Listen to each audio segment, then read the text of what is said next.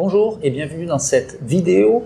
Cette vidéo est une masterclass dédiée à l'expatriation, le business et l'investissement au Vietnam.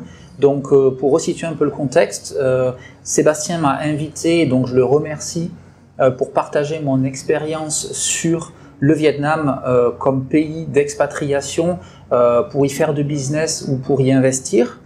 Et donc j'ai relevé ce challenge et je vais partager avec vous quelques clés, quelques conseils pour vous éduquer sur le Vietnam. Donc le Vietnam, c'est pas forcément un pays qu'on a en tête en premier lieu quand on pense à investissement, à expatriation. Et justement, je vais essayer de vous partager un petit peu quelques chiffres, quelques retours d'expérience que j'ai eu pour justement changer un peu votre perspective que je pense vous avez sur le Vietnam. J'ai mon ordinateur ici, c'est parti. Donc, quand on parle d'expatriation au Vietnam, qu'est-ce qu'on dit en fait? Souvent, c'est un pays qui est un pays en voie de développement, un pays qui est dit communiste, et donc forcément un pays où sûrement c'est difficile de faire du business et y investir. Donc justement, dans cette vidéo, comme en général, je pense, cette audience qui va suivre ce sommet de l'expatriation est plus dédiée à plus, je veux dire, un mindset d'entrepreneur, potentiellement d'investisseur. Je pense que ça vaut le coup de tourner cette présentation et de parler et de m'adresser à justement vous, ces personnes qui souhaitaient entreprendre et souhaitaient investir à l'étranger. Donc, alors, de quoi on va parler dans cette présentation? Numéro 1, on va parler de la vie au Vietnam. Donc, je vais vous expliquer un petit peu comment ça marche en termes de coûts, en termes de logement, au niveau de la communauté aussi d'expatriés.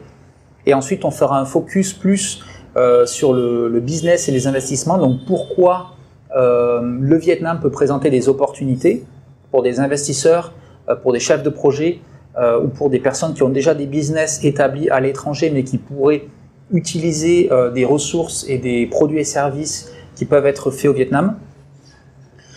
Et donc ensuite, voilà, je vais vous cartographier un petit peu tout ce qui est démographie, économie, infrastructure et vous donner quelques noms pour que vous puissiez ensuite creuser un petit peu plus si vous le souhaitez. Alors, enfin, je vais vous parler aussi des actualités. Donc il y a eu pas mal d'événements majeurs qui ont été faits durant ces 5 dernières années, que sûrement en tant que Français ou Belge ou Suisse, enfin je veux dire Européen, on n'a pas forcément en tête au niveau du Vietnam.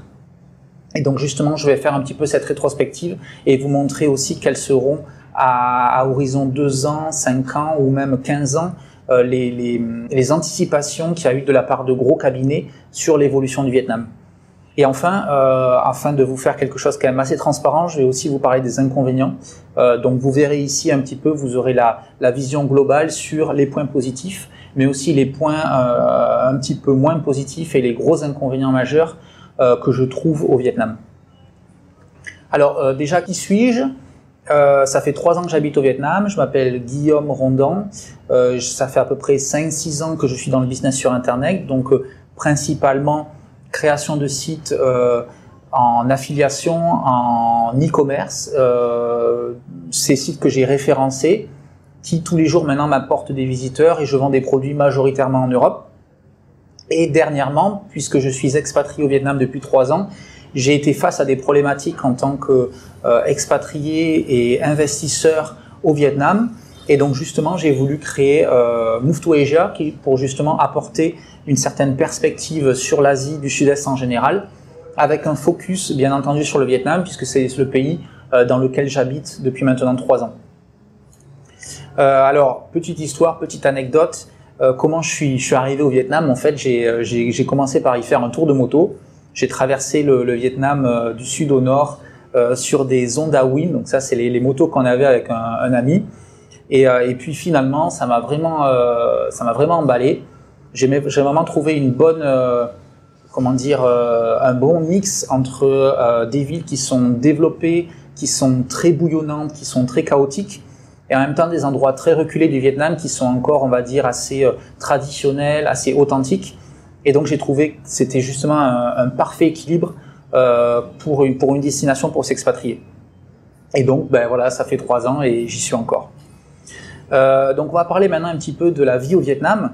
Alors déjà, numéro 1 au niveau du coût de la vie, Je vais à nouveau assez effleurer les sujets pour vous donner une vision d'ensemble. Si forcément vous voulez creuser, vous pourrez aller chercher sur Internet, il y a plein d'informations sur le sujet. Sur mon blog par exemple, j'ai aussi quelques vidéos qui parlent de ces points-là. Mais donc au niveau du coût de la vie, je pense qu'avec un budget entre 1000 et 1500 dollars par mois, on peut très bien vivre. Donc dans une grosse ville comme Saigon, c'est la ville dans laquelle je suis en ce moment et dans laquelle j'habite, vous pouvez trouver des appartements pour à peu près entre 300 et 400 dollars par mois, des petits studios bien placés. Et ensuite, en termes de sortie, ça coûte pas grand-chose. En termes de nourriture, ça coûte rien. En termes de déplacement aussi, donc c'est très facile. Si vous avez un business un petit peu flexible, que vous pouvez travailler comme ça sur Internet, majoritairement depuis des cafés, de vous installer de manière assez facile, de prendre un bail sur par exemple 6 mois, 1 an, et ensuite de vraiment vous mettre focus sur votre projet, ou non, juste vous installer et puis vivre à l'année comme je le fais. Donc ça c'est au niveau du coût de la vie, donc un budget à peu près 1000-1500 dollars. Bien sûr vous pouvez vivre pour beaucoup moins, ça c'est juste une moyenne. Ce qu'on dépense en général, voilà, si vous voulez quand même vous faire plaisir, voyager de manière assez souvent, aller à la mer assez régulièrement, aller dans les pays avoisinants, c'est un budget, je pense, assez minimum. Et bien sûr, voilà, à nouveau, vous pouvez vivre pour 500 € par mois si vous voulez, mais ça va être un petit peu plus délicat. Donc en termes de logement, c'est très facile de trouver ici des condominiums ou alors des petits logements, je veux dire. Donc soit vous habitez dans des quartiers très locaux, ou dans ces cas-là vous pouvez louer des appartements, voire des petites maisonnettes que vous pouvez partager par exemple à 2-3 personnes. Pour un budget d'à peu près 600 $, vous pouvez louer une maison avec par exemple 2-3 chambres et donc partager ça entre différents expatriés par exemple. Ou alors vous pouvez avoir un petit studio pour 300, 400, 500 $ par mois. Ça dépend vraiment si vous voulez avoir, on va dire, les accessoires annexes, comme par exemple la piscine, la salle de sport, les convenience stores juste en dessous de chez vous. C'est des choses voilà, ça dépend vraiment de vos goûts et du budget que vous êtes prêt à mettre. Au niveau des quartiers, si je peux vite faire un petit mot sur ça, je connais principalement Saigon, donc souvent c'est le hub dans lequel on arrive en premier lieu. Il y a une grosse communauté aussi implantée à Hanoï, mais disons qu'à Hanoï, il y a plus une mentalité, on va dire, à l'ancienne, un peu plus stricte. Donc, à Saigon, on a plus ce bon mix entre un pays on va dire, assez traditionnel, assez fermé, mais en même temps ouvert sur le monde avec beaucoup de touristes, beaucoup d'expatriés, beaucoup d'investisseurs qui viennent pour faire du business. C'est aussi pour ça que j'ai choisi Saigon, aussi appelé Ho Chi Minh City. Et donc, en termes de quartier, vous avez le district 1 qui est le quartier bouillonnant dans lequel je vous conseille de vous installer au début pour vraiment commencer à prendre la température, passez-y quelques semaines. Et ensuite, certains expatriés choisissent d'aller dans le district 2, par exemple, s'ils veulent pouvoir faire du vélo la journée, avoir des condominiums un peu plus sympas, avec un quartier, on va dire, axé expatrié. Et après, il y a aussi le district 7 qui est très prisé par les familles puisqu'il y a beaucoup d'écoles internationales là-bas. C'est le quartier qui est dit coréen.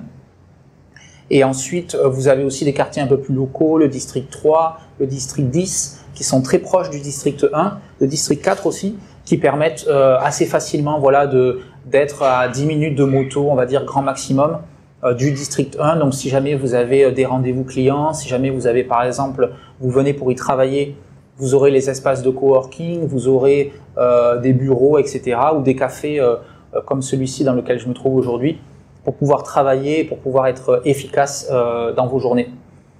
Et enfin, dernier mot sur la communauté. L'avantage d'être au Vietnam, c'est qu'il y a une très grosse communauté de digital nomades qui passent par le Vietnam.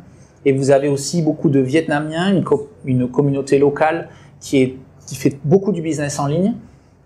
J'y reviendrai un petit peu plus tard pourquoi il y a une si grosse communauté, mais il y a beaucoup de vendeurs FBA et des personnes qui font du dropshipping qui sont vietnamiens. J'avais entendu qu'il y avait, je crois, le plus gros nombre de comptes Shopify, je crois qu'ils étaient au Vietnam. sur l'Asie du Sud-Est ou quelque chose comme ça, parce que justement, on va pas forcément y penser, mais ici, il y a beaucoup d'usines, donc il y a la possibilité de sourcer des produits, de les faire manufacturer au Vietnam et de les shipper overseas. Donc voilà pourquoi il y a une grosse communauté dans le web. Il y a eu auparavant aussi pas mal de digital nomades, de certains cercles.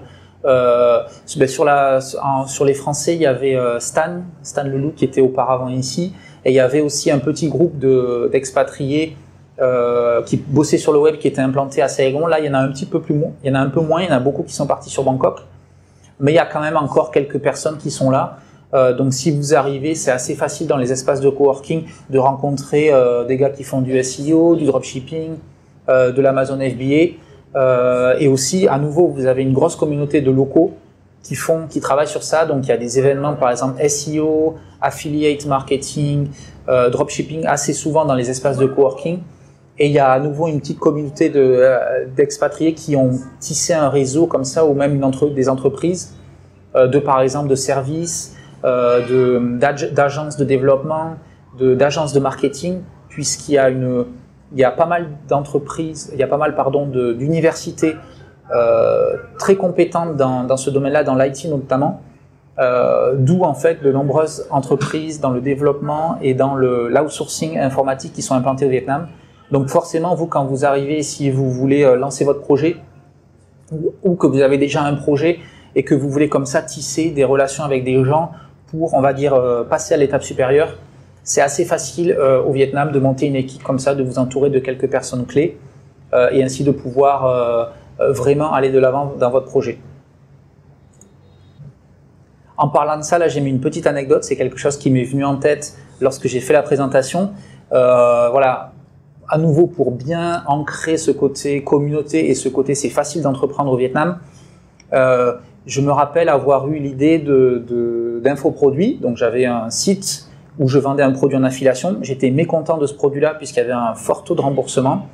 Et derrière, en quelques messages sur Facebook, j'ai pu trouver un gars dans le fitness, j'ai pu trouver un gars qui faisait des vidéos, et j'ai pu trouver une designeuse pour me faire un e-book, enfin en tout cas pour m'éditer l'e-book et le faire proprement. Et ça m'a permis comme ça en une journée de rencontrer ces personnes-là, de shooter la vidéo, d'avoir le monteur ensuite qui m'a fait la vidéo très rapidement et de pouvoir mettre en ligne un infoproduit sur Internet. Donc à nouveau, c'est juste un exemple qui juste pour vous dire que c'est très facile comme ça de connecter ici au Vietnam avec des locaux et des étrangers et pouvoir comme ça nouer des partenariats, monter une équipe et pouvoir vraiment passer votre business à l'étape supérieure. Et là sur la droite, vous avez aussi les cafés, c'est un peu l'icône du Vietnam. C'est vraiment le pays qui est connu pour ses cafés. Ils sont numéro 2 exportateurs de café. Donc si vous êtes un amoureux du café comme ça et aimez travailler de manière un petit peu plus informelle dans des cafés, que vous avez par exemple pas forcément de rendez-vous client à faire en face à face, je veux dire, c'est assez agréable comme ça de pouvoir être dans une ville où il y a vous avez un scope assez important de lieux dans lesquels vous pouvez travailler, qui sont dédiés au travail avec une très bonne connexion Wi-Fi et dans lequel vous pouvez comme ça travailler sur vos projets. Ensuite, maintenant, je vais parler un peu plus des aspects investissement, business pour le Vietnam.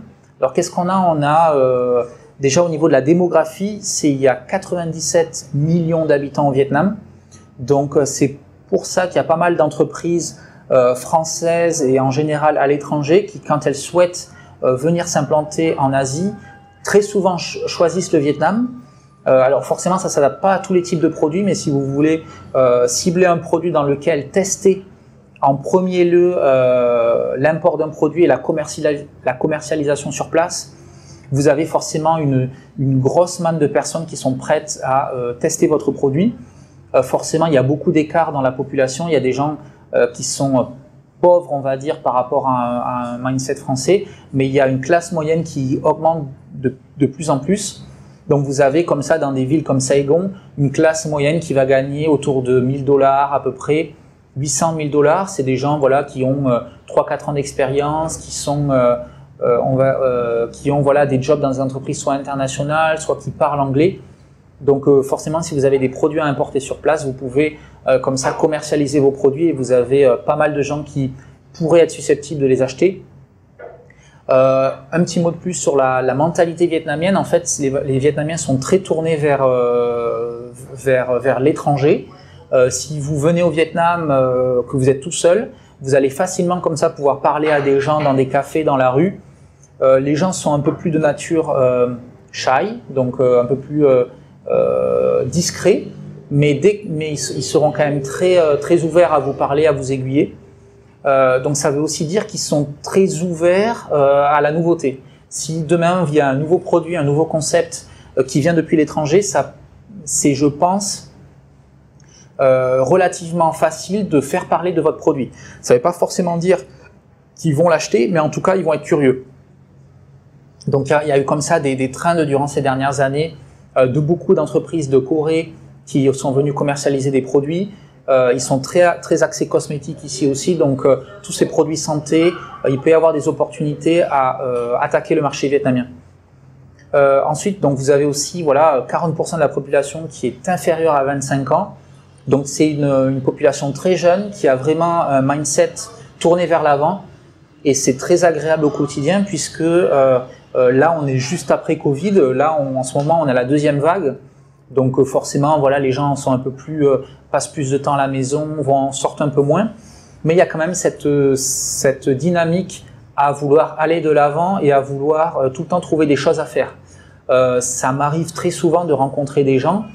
Il y a plein de gens qui ont des side business sur le côté. Ils vont tous vendre sur Internet, ils vont tous avoir leur petit business sur Facebook.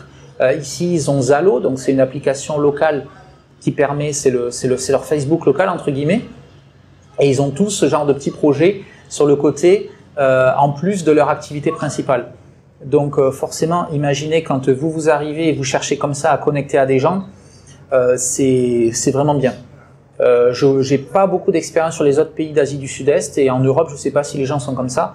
Mais en tout cas, au Vietnam, c'est quelque chose qui m'a vraiment fait tilt quand je suis arrivé. Ça a été très facile après quelques mois de monter des projets, de trouver une petite équipe, de trouver des gens vraiment de confiance avec qui s'associer ou avec qui monter des projets ensemble, des prestataires. Et à nouveau, c'est des gens qu'il faut incentiver, je ne sais pas comment ça se dit, donc donner des récompenses. Si par exemple la personne a bien travaillé, lui donner une petite prime, pour vraiment fidéliser cette personne-là et la faire collaborer avec vous et continuer à collaborer avec vous. C'est aussi, on va dire, un petit peu l'inconvénient, c'est-à-dire que comme il y a beaucoup d'entreprises qui recrutent, notamment dans l'IT. Si demain vous avez votre webmaster qui s'occupe de vous, le gars en fait il peut avoir derrière 10 opportunités. Donc il faut vraiment qu'il sente qu'il va pouvoir apprendre beaucoup de choses avec vous. Peut-être vous pouvez mettre en avant que vous êtes une entreprise internationale, que vous avez des fondateurs qui sont français, que c'est des produits de l'étranger, etc. Et en plus leur donner un salaire et des gratifications qui sont suffisamment importantes pour garder cette personne et la faire continuer de travailler pour vous. En termes économie, donc sur les 10 dernières années en lycée, on va faire un petit peu exception de cette année, on va dire tampon, où on ne sait pas vraiment quel va être l'impact sur l'économie, mais il y a eu à peu près une croissance de 7,1% en termes de PIB par an, en moyenne sur les 10 dernières années. Donc il y a eu des années à 10, 12, il y a eu des années à 3, 4, mais je veux dire en général c'est vraiment une économie qui croît énormément. Et l'un des avantages, je trouve, du Vietnam par rapport à d'autres pays d'Asie du Sud-Est, c'est qu'ici on peut posséder une entreprise à 100% en tant qu'étranger. Dans d'autres pays, je crois la Thaïlande, je pense que le Cambodge c'est pareil, il y a des restrictions, c'est-à-dire que si vous voulez recruter un étranger, il va falloir recruter tant de personnes locales. Vous ne pouvez pas aussi posséder 100% des capitaux dans une entreprise. J'imagine que c'est le cas dans beaucoup de pays d'Asie du Sud-Est. Au Vietnam, c'est possible de posséder 100% des parts de son entreprise. Donc en tant qu'investisseur, c'est relativement rassurant de pouvoir se dire qu'on est dans un environnement qui est favorable à l'entrepreneuriat et qui permet comme ça d'être vraiment en contrôle de son entreprise. Forcément, ça ne veut pas dire que vous n'allez pas vous associer, que vous n'allez pas vouloir faire entrer de Vietnamiens au capital, puisque c'est un peu l'autre côté, je veux dire, de ça, c'est que le Vietnam est très axé relationnel. C'est-à-dire qu'on va vous ouvrir des partenariats, on va vous ouvrir des projets, on va vous ouvrir des connexions à des gens. Si derrière vous êtes amis, si derrière vous rétribuez la personne, par exemple, vous lui donnez une commission, vous avez comme ça des programmes d'apporteurs d'affaires, c'est très recommandé d'avoir cette optique si vous voulez, si vous êtes près de vos sous, si vous voulez rien partager, si vous voulez compter les moindres cents et vous n'êtes pas ouvert comme ça à donner un petit peu à des gens qui vous ont apporté du business, ça va être difficile au Vietnam. Mais par contre, voilà, de notre côté, si vous êtes si vous avez des marges confortables, si vous vendez sur Internet ou si vous avez comme ça des business assez flexibles, gardez en optique, gardez en tête d'avoir justement ce modèle par exemple de rétribution, de la jouer transparent avec des gens, de leur dire si je vous amène un client, combien vous me donnez, et ici c'est pas du tout, il n'y a pas d'arrière-pensée et il n'y a pas comment dire, c'est pas mal vu si vous, comme ça vous parlez argent avec une personne et dire voilà, ben, si je t'apporte un client tu me donnes tant, et moi si derrière je peux avoir un client on se donne tant et puis on travaille comme ça. C'est beaucoup un modèle qui est utilisé ici. C'est pour ça qu'il faut enlever ce mythe si vous avez ça dans la tête que c'est mal vu, cette idée reçue, et puis partir dans une optique où vous allez travailler main dans la main avec des partenaires en local. Au niveau des infrastructures, j'ai voulu quand même parler de ça puisqu'il y a pas mal de choses récemment qui bougent. Il va y avoir au nouveau des nouveaux changements dans les prochaines années. C'est pour ça que je préfère vous faire ces petites slides sur ça. Il y a deux métros, enfin il y a une ligne à Hanoï et une ligne à Saigon de métro qui vont s'ouvrir très prochainement. Là, le métro est fini, on est en fin 2020, il est fini, donc il devrait être opérationnel et accueillir les premiers vraiment voyageurs en 2021. Donc à Hanoï et à Saigon, c'est deux métros qui ont été faits par des joint ventures entre différents pays. Donc au nord, c'est plus, comme Hanoï est plus proche de la Chine, c'est une joint venture entre le Vietnam et la Chine. Et comme au sud, ils sont plus axés international, c'est une joint venture entre le Japon et le Vietnam. Donc il y a une petite guéguerre entre les deux villes pour avoir le meilleur métro. En tout cas, voilà, il va y avoir les premières lignes qui vont être opérationnelles dans les deux villes majeures. Donc forcément, ça va continuer de rajouter, on va dire, des points positifs aux villes, fluidifier peut-être les déplacements, et puis peut-être être plus rassurant aussi pour des investisseurs. Si demain vous investissez, vous avez un shop ou vous avez comme ça quelque chose proche d'une ligne de métro, ça ne pourra être que favorable. Ensuite, autour de Saigon, il va y avoir un aéroport qui va être construit. Alors là, je ne vais pas forcément vous donner de date, puisque ça prend du retard. Il y a eu un achat de terrain, bref, c'est encore en discussion. Mais en tout cas, il devrait y avoir un aéroport à l'extérieur de la ville, qui sera sur la province de Dong Nai, soit à Long Tan, ça s'appelle la ville, si vous voulez aller voir sur la carte. Donc là-bas, il va y avoir l'aéroport international, donc il projette forcément d'envoyer tous les gens internationaux sur cet aéroport-là, et ça devrait aussi fluidifier et créer des appels d'air, on va dire, et des appels de capitaux sur différentes villes et sur différentes provinces autour de Saigon. Donc c'est quand même un autre atout, puisqu'en fait, si vous réfléchissez d'un point de vue investissement, il y a certains quartiers à Saigon où le prix est très cher si vous voulez investir. Par contre, il y a ces quartiers-là, le district 2, le district 9, qui sont des quartiers qui sont, on va dire, si vous voulez, par exemple, si vous avez une optique de miser sur un capital gain, si vous voulez faire du profit, acheter, garder 1 ou 2 ans votre bien et le revendre, il y a encore des quartiers au Vietnam sur lesquels vous pouvez faire ça. A contrario, voilà, vous avez des quartiers où ça sera plus propice à de l'investissement, où vous allez louer à quelqu'un puisqu'il y a une grosse demande locative. Donc voilà, ça c'est pour les aéroports. Ensuite, un autre point positif du Vietnam, c'est qu'il y a pas mal de zones franches, pas mal d'usines en fait sont implantées au Vietnam. Donc vous avez des zones au nord de Saigon, ça s'appelle Binh Nhung, et vous avez autour de Hanoï, c'est Hai Phong, donc vers le port.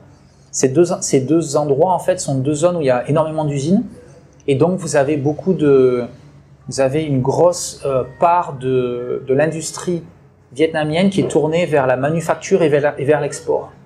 Donc ça veut dire que vous avez aussi beaucoup d'opportunités à manufacturer des produits au Vietnam et à les envoyer. Et forcément, qui dit zone économique, zone franche, etc., dit attractivité pour les étrangers. J'ai été visiter la semaine dernière un projet immobilier autour de Bình Nhưỡng, et c'est des zones qui vont, j'imagine, dans les 5 prochaines années, mais changer énormément. Vous avez des zones, j'y reviendrai un petit peu plus tard, mais il y a un afflux de capitaux, il y a un afflux d'usines de Chine qui s'y implantent, et forcément, tout autour, il y a plein de projets immobiliers qui sont en train d'être montés.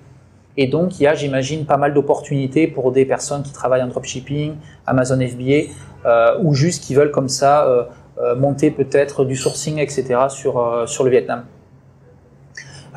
Qui dit tout ça, tous ces points, j'ai on va dire, synthétisé ça dans le terme qu'ils appellent frontier market. Donc, en gros, c'est un pays qui est en voie de développement, mais qui n'est pas non plus un pays en voie de développement comme on a en Afrique, qui est, il y a rien qui est fait, il y a tout à faire, c'est la zone, quoi, c'est le Far West. C'est pas ça du tout. Ici, ça va être un pays qui est toujours developing, mais qui s'approche des marchés émergents. Donc, il y a une grosse infrastructure qui est déjà en place. Il y a des tours, je vous la montrerai là, il y a la tour Landmark et Bitexco.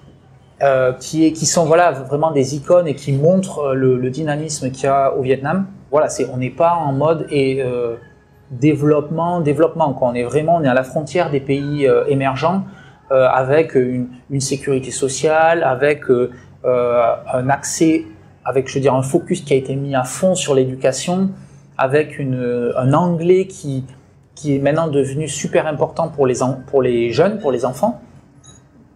Très tôt même dans les écoles publiques. Donc tout ça, c'est des choses qui vont dans les années à venir forcément pousser le Vietnam vers le haut.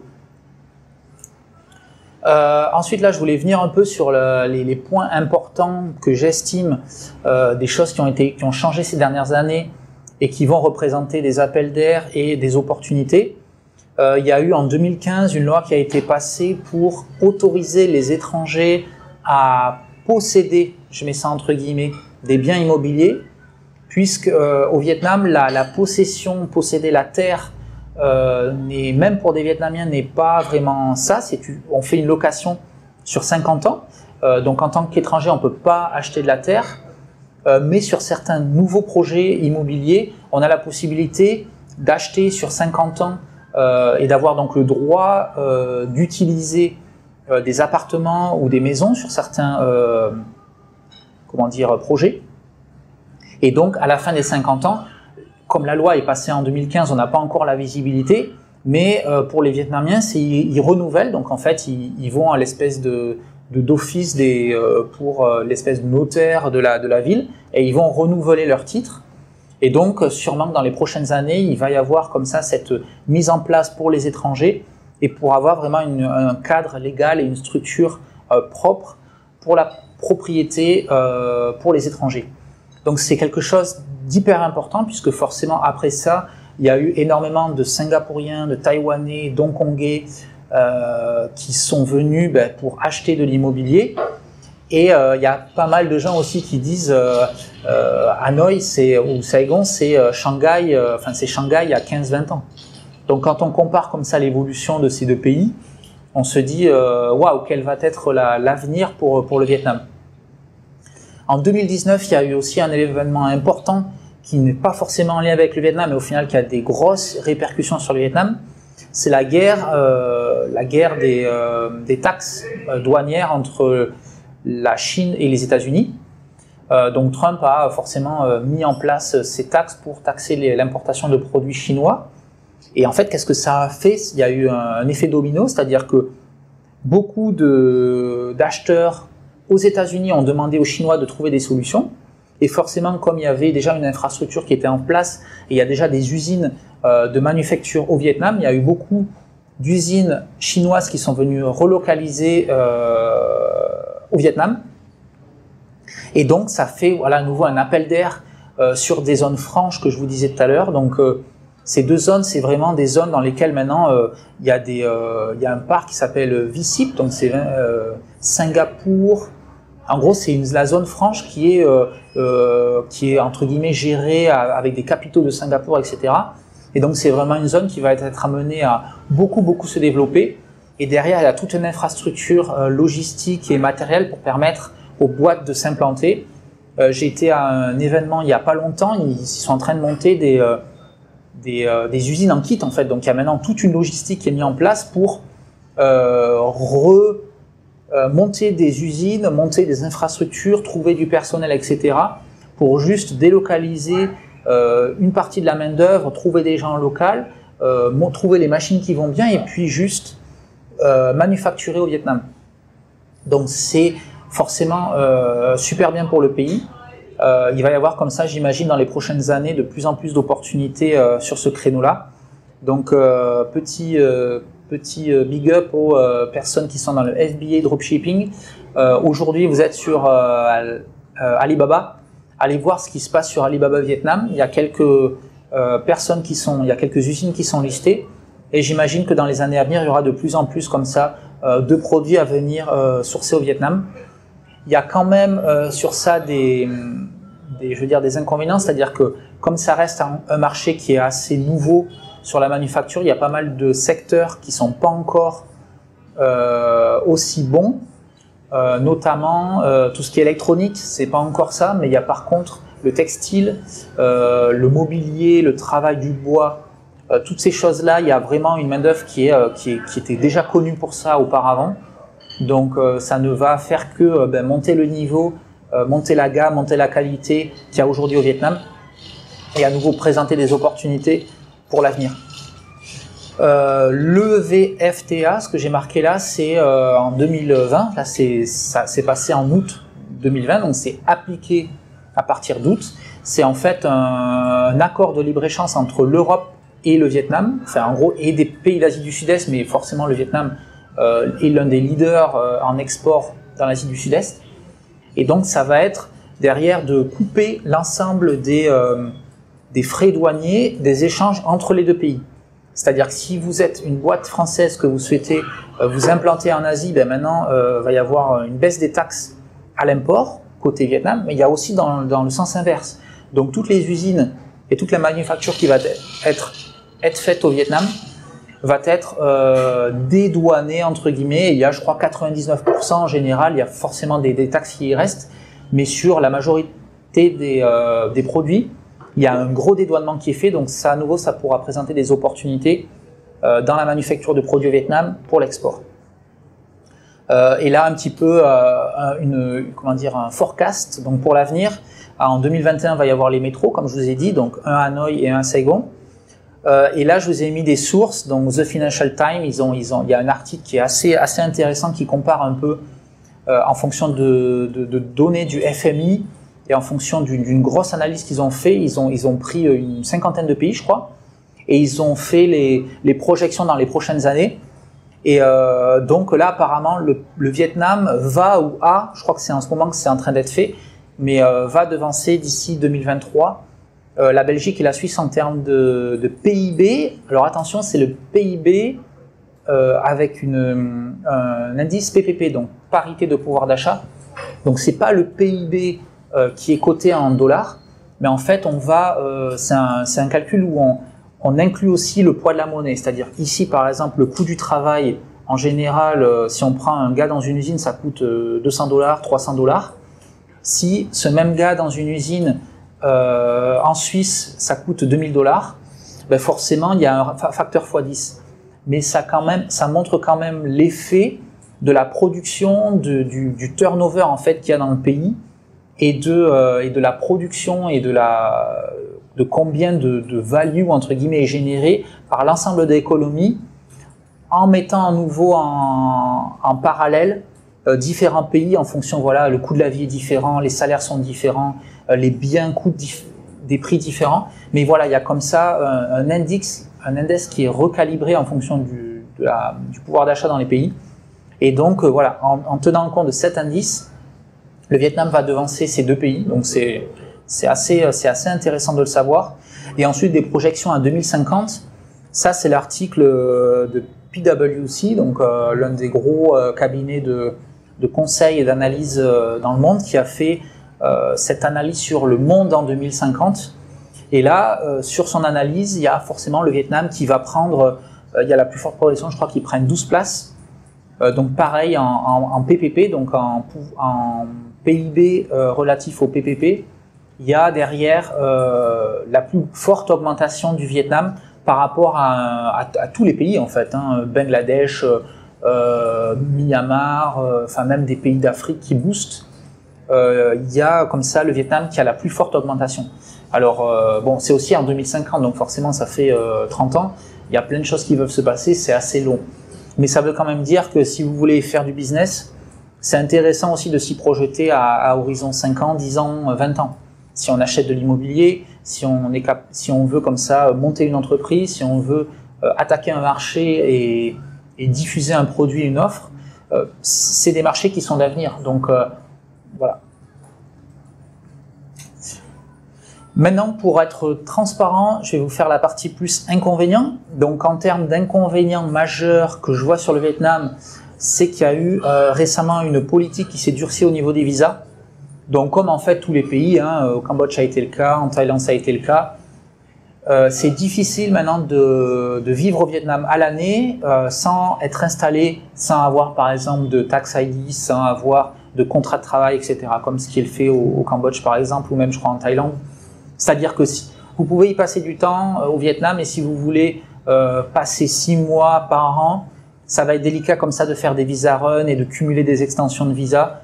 Ils sont de plus en plus stricts sur ces gens-là.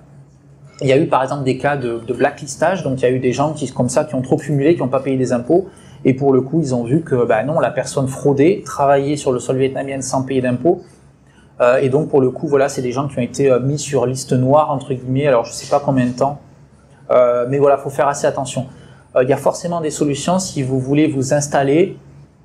Soit vous avez un contrat de travail auprès d'une entreprise locale, étrangère au Vietnam, soit vous montrez votre propre boîte. À nouveau, vous pouvez posséder une entreprise 100% des capitaux qui vous donne le droit d'avoir un work permit ou juste en tant que fondateur, shareholder, je veux dire, de l'entreprise, avoir une carte de résidence qui va jusqu'à par exemple 2 ans, c'est ce que j'ai. Moi j'ai une carte d'entreprise, j'ai une carte temporaire de résidence, donc c'est quand je vais à l'aéroport, quand je rentre et je ressors, j'ai juste un petit coup de tampon qui va bien, qui me dit je suis parti en Thaïlande, je suis revenu, mais il me regarde juste ma carte. Donc je suis considéré entre guillemets comme un résident. Donc qui dit aussi résident fiscal. Il y a un autre point noir, c'est les capitaux. C'est un pays, mais c'est le cas aussi dans d'autres pays d'Asie du Sud-Est, c'est que si vous venez avec des capitaux que vous investissez dans le pays, si vous gagnez de l'argent au Vietnam, ça peut être difficile d'envoyer les capitaux à l'étranger. Je m'explique. En fait, si vous faites du business au Vietnam et que vous n'avez pas forcément de facture ou que vous achetez un appartement, vous le vendez, mais cet appartement a été mis au nom d'un Vietnamien, bref, il manque des papiers, votre setup a été mal fait. Derrière, la banque, quand vous allez leur dire j'ai envie d'envoyer ces capitaux à l'étranger, ils vont tiquer. Donc, envoyer des capitaux au Vietnam, c'est très facile. Ils sont très ouverts à ça. Entreprendre au Vietnam, c'est aussi très facile. Le setup pour monter une entreprise, c'est entre 1500 et 2000 $. Vous avez une entreprise qui tourne avec une carte de résidence, par exemple, pour un étranger, un compte en banque, enfin tout le setup qui est prêt. De frais initiaux, après forcément il y a des frais de comptable, etc. Mais pour l'investissement, c'est très facile. Après, pour sortir les capitaux, il faut avoir des justificatifs. Donc par exemple, si demain vous achetez un appartement, que vous avez bien le Sales Purchase Agreement, que vous avez bien la preuve que vous avez payé des impôts sur l'achat et par exemple à la revente des impôts sur le revenu, c'est bon. Si par contre il vous manque des justificatifs, ça pourra tiquer. Mais à nouveau, si vous faites les choses bien, si vous êtes bien accompagné et si vous essayez pas de filouter pour quelques euros, en général tout peut bien se passer. L'autre gros point noir, c'est la propriété des terrains. On ne peut pas acheter des terrains en tant qu'étranger.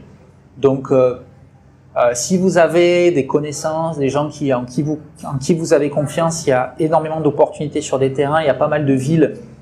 Moi, je connais bien le Mékong, donc dans le sud, pas mal de villes qui passent, entre guillemets, de tiers 3 à tiers 2, on va dire de 3e division à 2e division dans le classement des villes. Et il y a des terrains qui font du 50% par an, donc d'augmentation de valeur. Donc à nouveau, il faut être accompagné, avoir les bonnes personnes et monter des setups qui correspondent bien, mais forcément, il y a quand même un gros point noir à ce niveau-là. Il n'y a pas la possibilité d'avoir de second passeport. Donc, c'est pas, par exemple, je sais qu'il y a des pays, vous apprenez la langue, vous passez 5 ans, vous êtes éligible à avoir un deuxième passeport. Au Vietnam, c'est pas le cas. Le seul cas, je crois, il faut faire une donation de plusieurs millions au gouvernement. C'est pas encore, on va dire, très... il n'y a pas encore vraiment de cadre légal à ce niveau-là. Il y a juste la possibilité, si vous avez un passeport vietnamien, d'après avoir un passeport d'un autre pays. Ça, c'est toléré. Mais l'inverse n'est pas encore toléré. Donc ça peut représenter un point noir pour certaines personnes qui souhaitent, sur un horizon de plusieurs années, investir, par exemple, et pouvoir posséder des terrains. Ensuite, il y a une barrière importante de la langue. Donc la langue vietnamienne est très tonale. Vous avez énormément d'accent lorsque vous parlez vietnamien. Et donc, ça peut aussi présenter un gros point noir si vous voulez vous installer dans le pays, puisque justement, dans des grosses villes comme Saigon, Hanoï, Da Nang, Nha Trang, vous allez pouvoir assez facilement parler avec des locaux et la classe assez jeune parle un petit peu anglais. Mais si vous voulez comme ça apprendre la langue, vraiment pouvoir communiquer avec, je sais pas, un avocat, un expert comptable, ça peut être difficile de s'y mettre. Je la parle un petit peu, mais c'est vrai que c'est très difficile de garder le niveau si vous la pratiquez pas au quotidien. Donc si vous avez du temps, je vous recommande de faire un stage entre guillemets intensif dans la langue et ensuite d'essayer de la pratiquer au quotidien. Donc ça peut être fait via, si vous avez quelques salariés vietnamiens, c'est une très bonne chose pour la pratiquer, une copine, ce genre de choses. Mais comme c'est à nouveau de langue très tonale, c'est assez compliqué de pouvoir la parler. L'alphabet est le même alphabet que nous, c'est une bonne chose, mais à nouveau, comme il y a des tons très différents, il y a aussi des prononciations différentes, donc au nord, ils vont prononcer différent que dans le sud. Donc si vous voyagez et si vous essayez de la parler, des fois c'est un petit peu délicat, les locaux vous regardent avec des grands yeux et ne comprennent pas forcément. Donc ça, c'est aussi un petit inconvénient qu'a le pays. Ensuite, il n'y a pas d'accès au crédit. Donc, si demain vous voulez acheter un bien immobilier au Vietnam, c'est à nouveau très délicat en fait. C'est que comme on a un contrat qui va, une carte de résidence qui va en général jusqu'à 2 ans. Je crois qu'il y a la possibilité d'avoir 5 ans, mais en général, on a tous 2 ans. La banque ne va pas forcément nous faire confiance, puisque dans la loi, légalement, on est censé que pouvoir y rester 2 ans. Après, forcément, on renouvelle, mais on n'a pas l'accès à ce crédit. Il commence à y avoir des solutions pour acheter de l'immobilier et pouvoir bénéficier d'un crédit. C'est encore assez nouveau. J'ai une vidéo sur ma chaîne YouTube à ce sujet-là, si vous voulez aller voir. Mais j'imagine que dans les années à venir, c'est quelque chose qui va se démocratiser et qui va, de toute façon, c'est un gros point noir qu'a le pays. Donc, je pense que tous les gens poussent un petit peu pour avoir cet accès au crédit qui est de plus en plus ouvert aux étrangers. Et donc, j'imagine que ça changera dans les années à venir, mais en tout cas, aujourd'hui, ce n'est pas encore le cas. Et enfin, autre point noir, entre guillemets, gris, c'est au Vietnam, on est taxé sur les revenus mondiaux. Donc, on n'est pas sur c'est difficile d'avoir des montages très optimisés quand on a un business sur Internet, même une entreprise à l'étranger, pour ne payer 0 impôt. Si vous voulez habiter au Vietnam, ne pas être inquiété vis-à-vis du Vietnam, mais aussi de votre résidence, par exemple, de votre pays de passeport, disons par exemple la France, je vous encourage vivement à vous enregistrer, à payer vos impôts et à faire les choses de manière assez carrée au Vietnam. Voilà. Après, il y a toujours la possibilité d'optimiser votre fiscalité, mais on n'est pas à nouveau sur des pays où il y a 0 impôt. C'est quelque chose qui est important d'avoir en tête. Si vous voulez comme ça choisir un pays dans lequel vous voulez vous enregistrer fiscalement, c'est pas le pays optimal. Mais à nouveau, c'est un pays aussi qui offre énormément d'avantages. Donc après, chacun y mettra sa balance et chacun pèsera le pour et le contre de je paye un petit peu d'impôts, mais j'ai aussi une qualité de vie, un réseau, je peux vraiment booster mon activité parce que j'ai accès à des gens relativement talentueux ici. Voilà, chacun posera le pour et le contre sur ce sujet-là. C'est fini pour la présentation. Donc pour information, j'ai un site internet qui s'appelle Mouv'to-Asia, donc vous pouvez aller voir. Il y a pas mal de sujets que j'ai traités, soit en vidéo, soit sous la forme d'articles sur le blog. Donc vous pouvez regarder tout ça. J'ai aussi une newsletter avec pas mal d'actualités sur le sujet. Donc il y a des choses que j'ai abordées. Je vous invite à aller voir tout ça si c'est un pays que vous considérez comme comme pays potentiel de votre expatriation. Et voilà, petit mot de la fin. À nouveau, il y a des pour et des contre. C'est assez rigolo de toute façon de voir en général quand on donne notre avis d'expatrié, on va forcément montrer certains côtés parce que nous, c'est des choses qu'on apprécie. Et on va avoir quelqu'un qui va nous dire mais non, mais c'est pas possible parce qu'on peut pas avoir de second passeport. Vous voyez, chacun aura son jugement sur différentes choses qu'il estime importantes. J'espère qu'au travers de cette présentation, je vous aurai donné une vision assez globale sur le pays, sur les opportunités pour du business, sur les opportunités pour les prochaines années. Et à nouveau, j'imagine que ça reste un pays à garder en coin de la tête en matière d'opportunités, puisque comme c'est un pays qui souvent est méconnu, qui dit méconnu dit souvent il y a des choses qui n'ont pas été faites, qui ont été faites mais peut-être mal faites. Et donc si vous arrivez avec un regard nouveau, avec une certaine expertise, avec juste de l'expérience, tout de suite tout va être beaucoup plus simple et vous allez en fait pouvoir faire quelque chose plus facilement que dans un pays qui a peut-être été un peu plus mis sous le feu des projecteurs et dans lequel c'est un petit peu plus délicat de trouver des opportunités, soit business, soit investissement, soit monter des projets. Voilà, je vous remercie pour votre attention. Je mettrai peut-être quelque part autour de cette vidéo quelques notes. J'ai mis là quelques liens, quelques références, je vous mettrai tout ça. Je pense que c'est assez intéressant d'aller y jeter un œil. Ça met en perspective le Vietnam par rapport à d'autres pays. Et comme je vous ai dit, comme en fait c'est très méconnu, ça vaut le coup comme ça d'y passer 15-30 minutes, aller comme ça et regarder un petit peu ce qui se dit sur Internet. Et puis à nouveau faire votre propre jugement en fonction de vos propres critères. Merci pour votre attention et puis peut-être dans une prochaine vidéo. Au revoir.